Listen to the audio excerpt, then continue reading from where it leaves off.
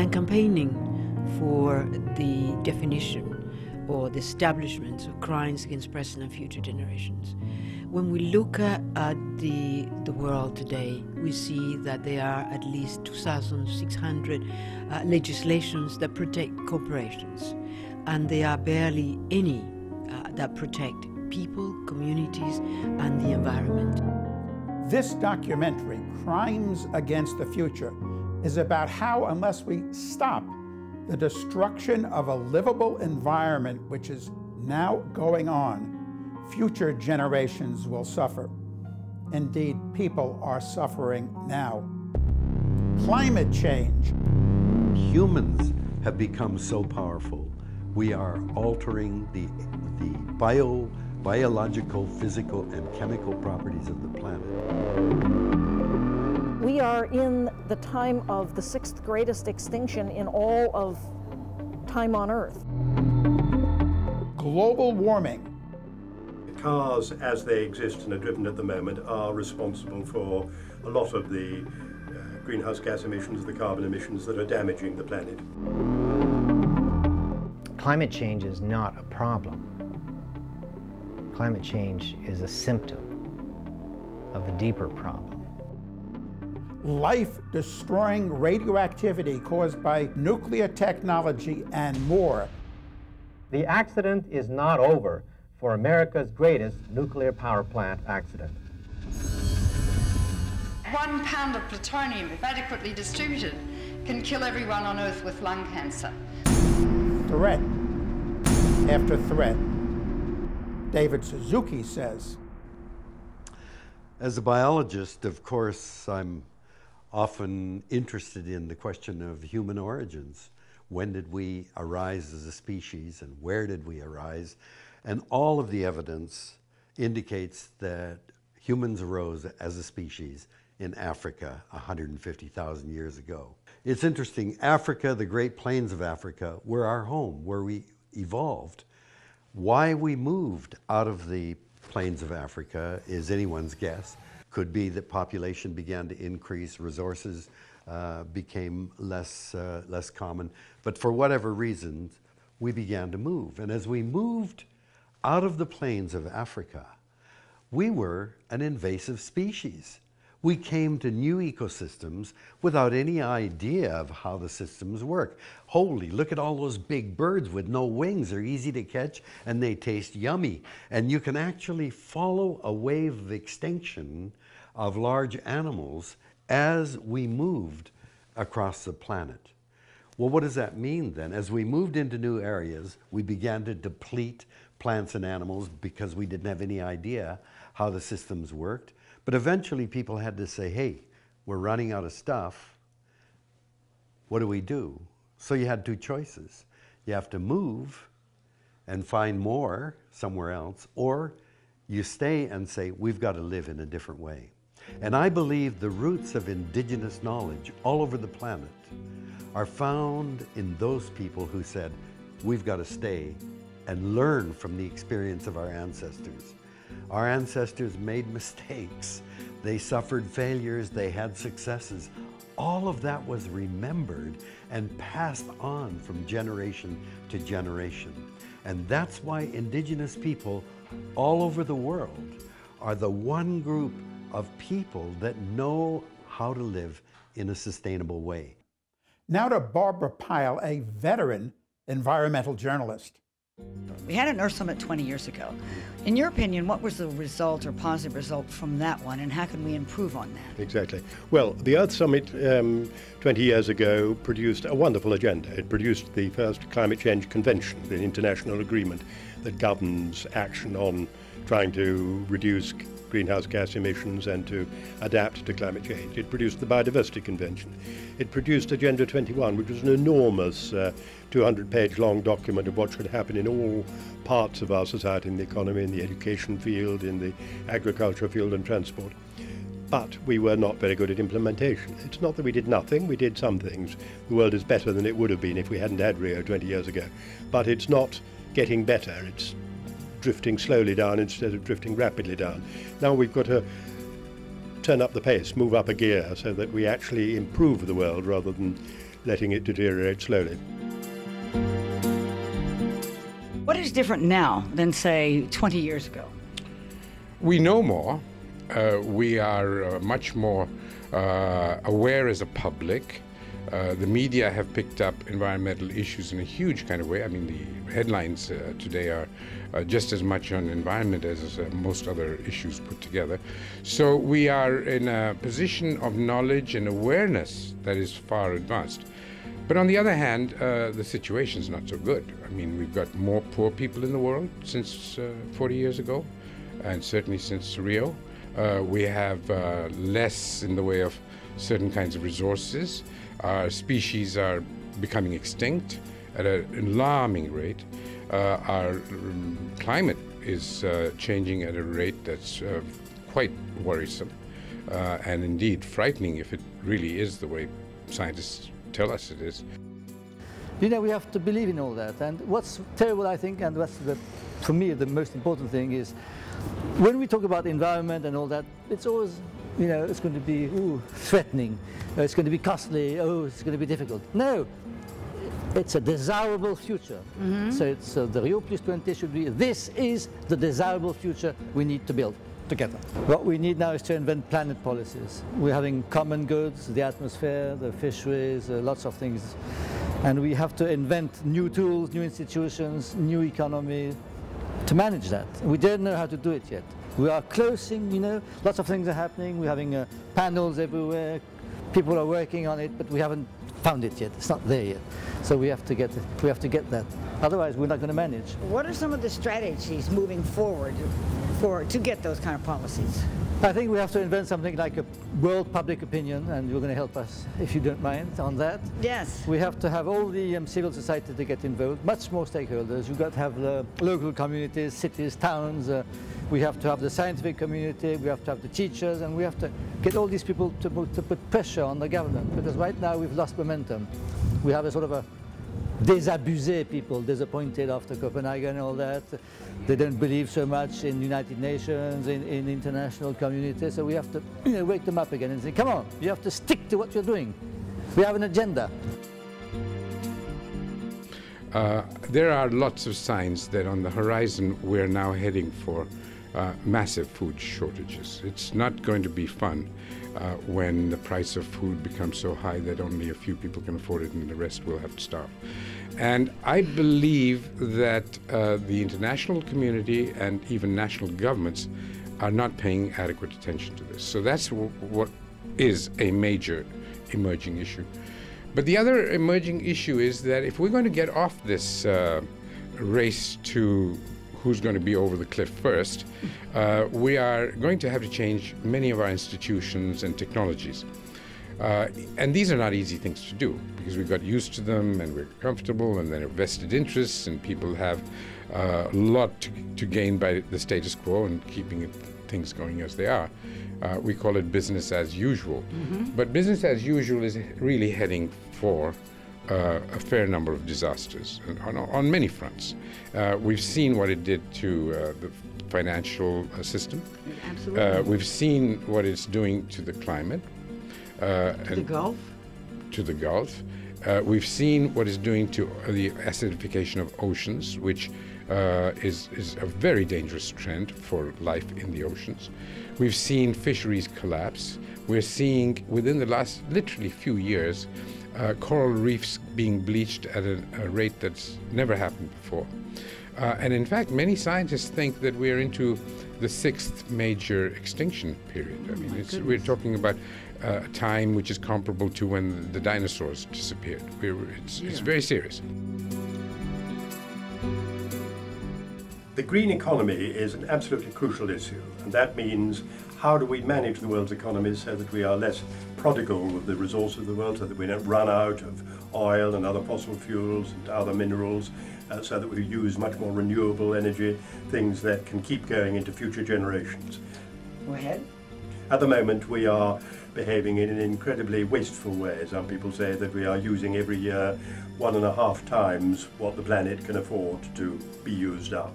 So we need to manage our economy in a much less wasteful, much more efficient, much more sensitive to the environment way. You want to be sure that whatever you do doesn't screw up opportunities for coming generations. And that is, I believe, the nature of our crisis. For most of human existence, we lived in what I call a bio-centric worldview. We recognized we were one species among a complex web of living things, and we were utterly dependent on the rest of nature for our well-being and our survival. The International Federation for Human Rights did a very good report recently where they did a whole study about what do we have available in order to hold accountable not only corporations but as well CEOs. It is important that we establish legal mechanisms. It is important that one day we be able to hold accountable CEOs and management of corporations that have endangered the lives of people, of communities, of indigenous and tribal people, and who have destroyed the environment and have put in danger and at risk present and future generations. A giant in the battle against nuclear power and nuclear war, Dr. Helen Caldicott, a founder of Physicians for Social Responsibility. The corporations took the propaganda that was developed by the government to teach Americans to hate the Germans and call them Huns, and they translocated it into corporate America to teach you to buy stuff you didn't need, and to become a consumptive, destructive, wasteful society, which is now being emulated by the whole world because you're the country everyone wants to copy. Now, as Jefferson said, an informed democracy will behave in a responsible fashion. This democracy is not informed. Who do they listen to but that Russ Lindau, or whatever his name is, guy, who puts out a negative energy of hatred. And you see, that makes people more disturbed, and he's lying about the environment. If you've got a patient who's dying, the heart fails irrevocably, which causes the kidneys to fail. You put the patient on the dialysis machine, but it doesn't work. And then the liver packs up. And then the bone marrow packs up, and the patient dies, no matter what sort of life support systems you have. The planet is reaching that point in time whereby the ozone's disappearing very fast. We're doing it for money because Dow Chemical and Monsanto can't afford to stop making CFCs, or their profits will fall. We're heating up the whole earth by driving our cars, turning on our electric lights and the like. We've got toxic waste dumps everywhere, such that 8 out of 10 Americans live near a toxic waste dump. We're chopping the forest down at the rate of 1 football field per second, in which live about half the world's species, of which there are 30 million, so we'll make them extinct within 25 to 50 years. And we're overpopulating like flies around the planet, this particular species called Homo sapiens. And we think we're God's gift to the planet. I would suggest we're the opposite. I think God made a mistake. I think maybe we're an evolutionary aberrant. We're the only species that destroy other species. I swim with the dolphins in the morning where I live in Australia. Gorgeous creatures they are, with brains as large as ours, mammals, highly intelligent. But I don't think they say to each other, I think I'll have a human steak for dinner tonight, George. We're the ones that kill other species and hang their heads on our walls. We walk on their skins on the floor. We kill them because we have to, quote, develop the country, which means destroy it. Never use that word again. Always replace the word development, which is a euphemism for destruction, and call a spade a spade. It's destruction. This country was once covered with forests coast to coast, such that a squirrel could go from one side to the other without ever touching the ground. Now you fly across it, it's a virtual desert. Our so-called leaders in business and in politics are not thinking with a mindset 7 generations away. Corporate executives, what do they think of? The quarterly report. Every 3 months, a quarterly report comes out, and boy, do you get nervous if it indicates that our company isn't growing anymore. So corporations have a very short view, and politicians, of course, think from one election to the next. Everything they do has to pay off before the next election, which means nobody's thinking 7 generations ahead. In Time magazine, you open it up, there's a 3-page ad for a car. What does that ad mean? That ad means that the Earth may heat up 5 to 18 degrees Fahrenheit in the next 50 years. That ad means that the oceans may rise 5 feet, drowning 1/3 of the human population or turning them into ecological refugees. That ad means that the whole of the United States may turn into a dust bowl whereby you won't even be able to feed yourselves, let alone the cows. That ad means that the tropical climate will move further north and further south, so mosquitoes will proliferate in their trillions and malaria will become epidemic in proportions, and we can't cure malaria now. It's resistant to all our known drugs. It means epidemics of encephalitis with infection in the brain because mosquitoes transmit that virus. It means the tropical rainforests around the equator will all die because they can't withstand those elevations in temperature.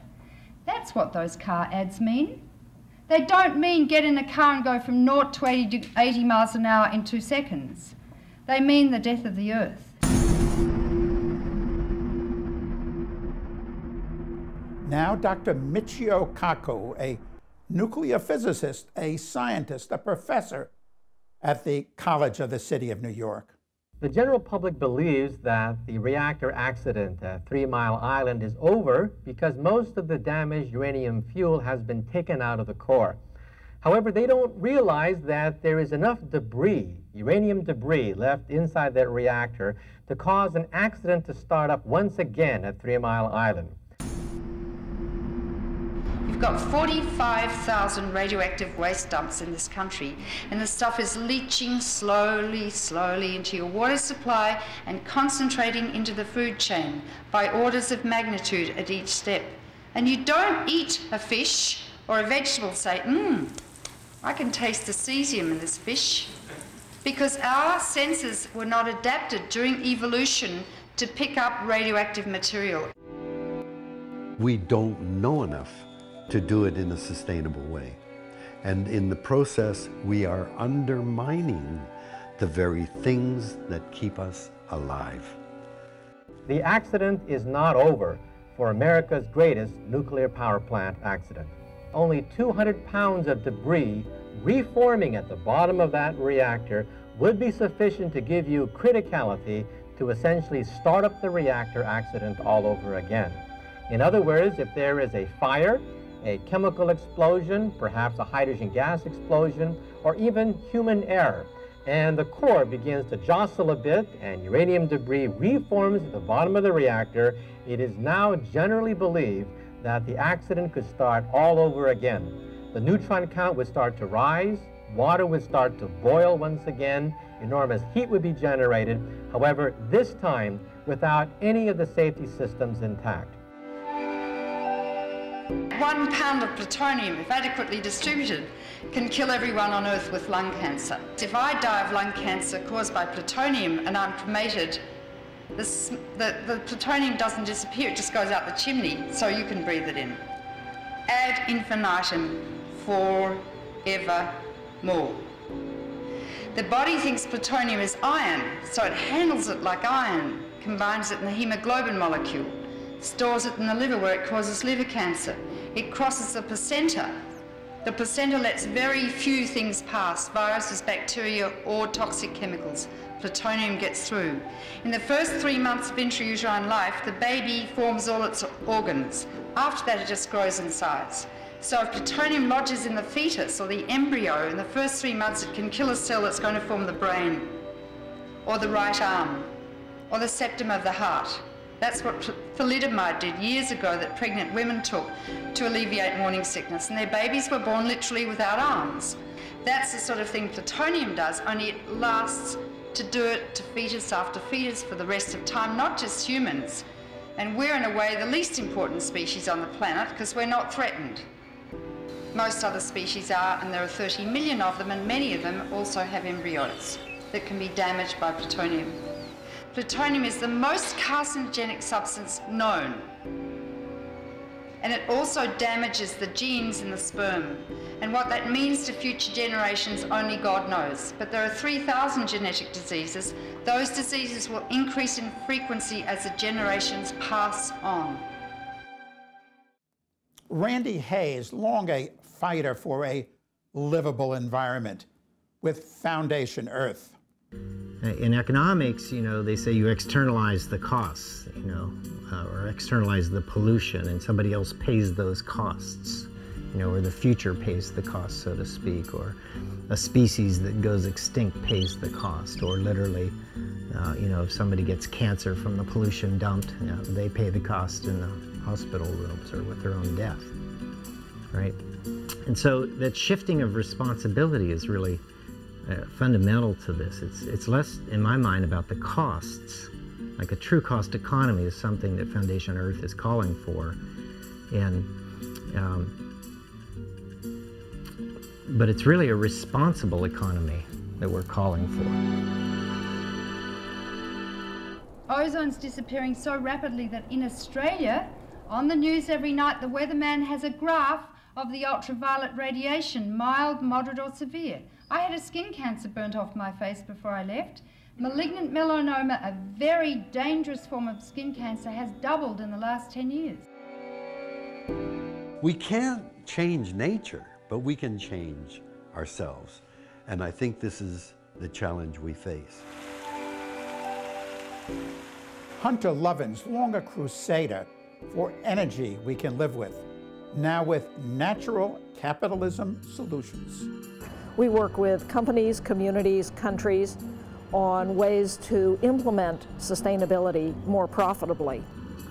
Could you define natural capitalism? Some of our viewers might not know what that is. Sure, it's an approach to doing business that works better, is more profitable, and solves most of the major problems facing the planet. First, through buying time by using resources dramatically more productively. Well done. Second, by redesigning how we make and deliver everything, using approaches like biomimicry or Walter Stahel's cradle to cradle, right, or the circular economy that the Chinese are now instituting. Third, managing all institutions to be restorative of human and natural capital, the forms of capital that we now presently don't value on anybody's balance sheet, but that are essential to life as we know it. Give me some examples of that natural capital that people don't value. The climate.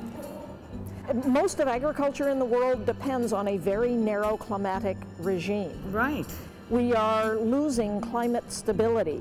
I would submit to you that climate stability appears on no corporation's balance sheet. Not that I've seen. And yet it's essential to how they do business. So for example, when Walmart realized that climate disruption would disrupt its shipping, it began to take climate a little more seriously. Oh, that's interesting. And Walmart is now one of the companies that is driving sustainability throughout its entire value chain. What is it about climate change? Let's just think about that for a second. Why do we care about climate change? Well, it's a number of reasons, but first and foremost, for a lot of people, they'd say, well, we need a relatively stable weather pattern. So if it's really about a relatively stable climatic system or weather system, you could also label that part of the life support systems of the planet. If we cut down a forest in British Columbia, so we lose the trees' production of oxygen and removal of carbon dioxide, we remove the forest roots holding soil so it doesn't spoil and run into the salmon spawning beds. We don't look at the habitat we lose the habitat of all the birds and mammals and insects. Economists say, oh, don't worry about that. Those are externalities. So a company now has a real risk in the marketplace if it is not managing its carbon footprint. But carbon's not on anybody's balance sheet. It is a bit of our natural capital. Mm-hmm. Similarly, water, the ability to get it, the purity of it. So New York City, as opposed to putting billions into building a new water treatment plant, helped protect the ecosystem of the Catskills so that they would continue to get what has for years been recognized as some of the world's purest, best tasting water. It is. Put New York City water up against any bottled water, the city tap water will win because it comes from this pristine ecosystem.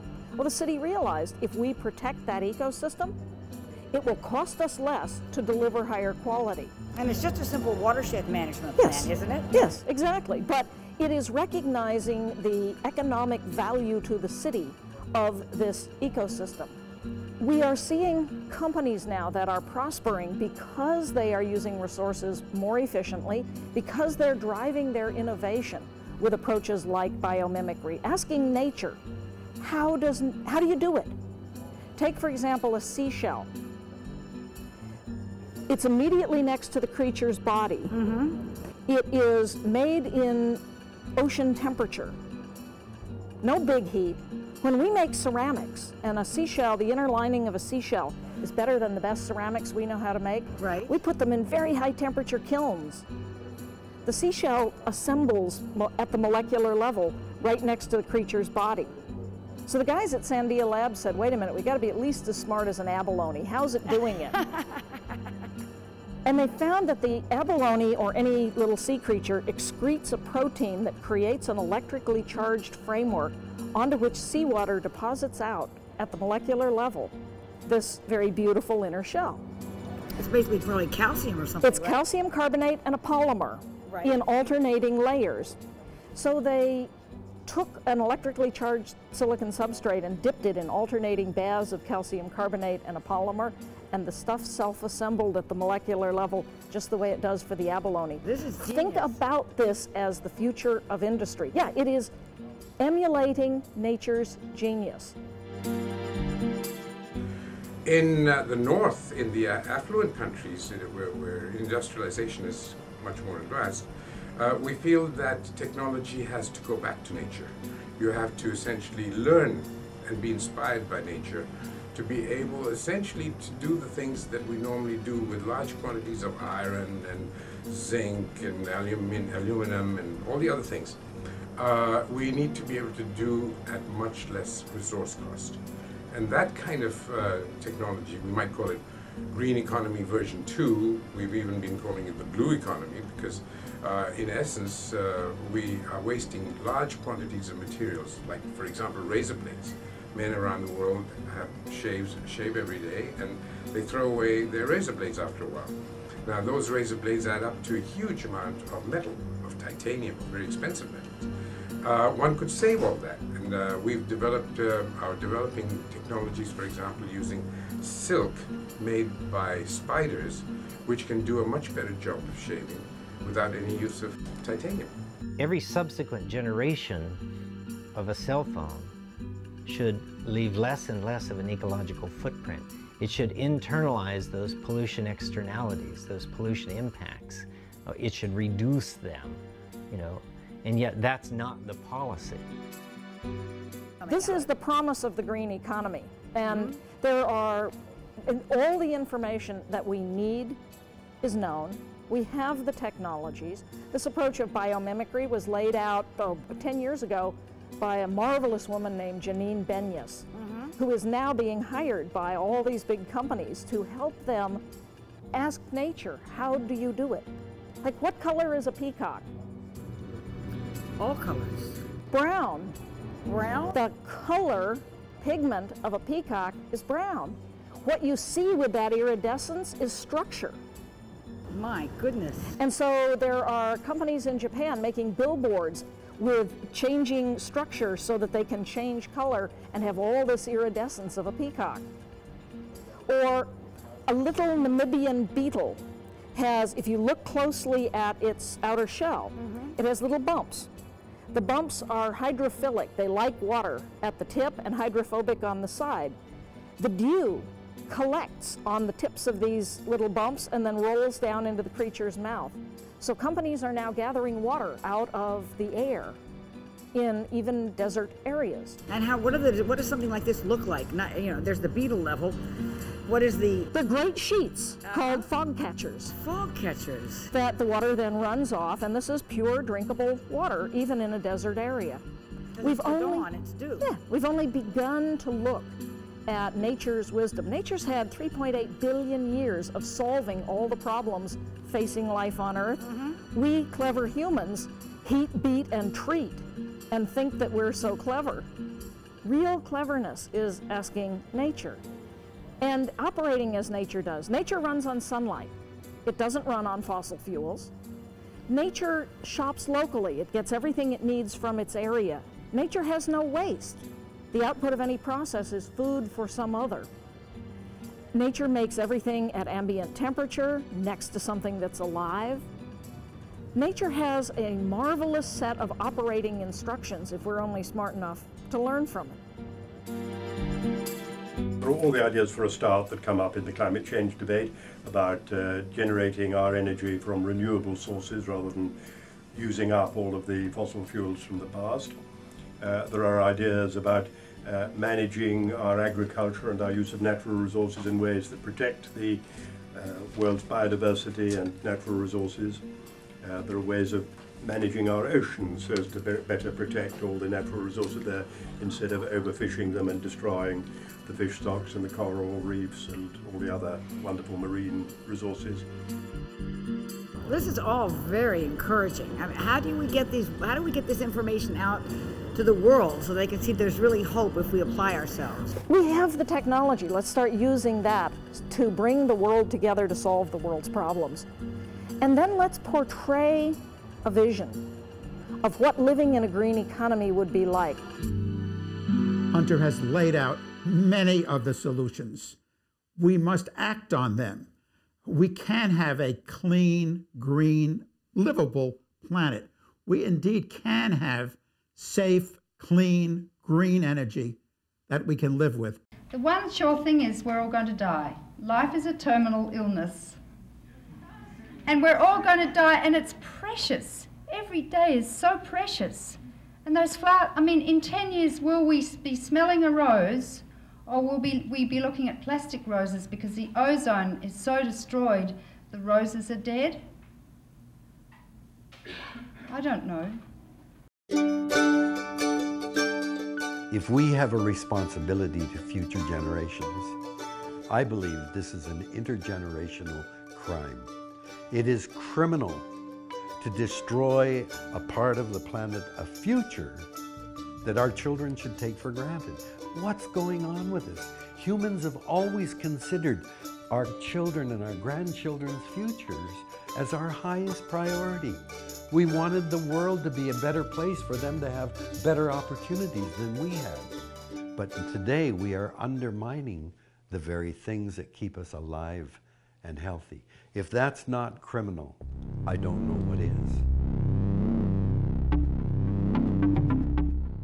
The idea that I am pursuing and I'm working for is the hope that one day the International Criminal Court, the Rome Statutes, will extend its mandate to cover crimes against present and future generations that are not already prescribed in crimes against humanity. Do you think we have more hope now? Do you think there are more people that are engaged in these issues? I think we have some more hope because more people are engaged, but I think the problem has got worse, so the situation is more critical. So it's wake-up time, and it's a wake-up call for all of us now. It is indeed.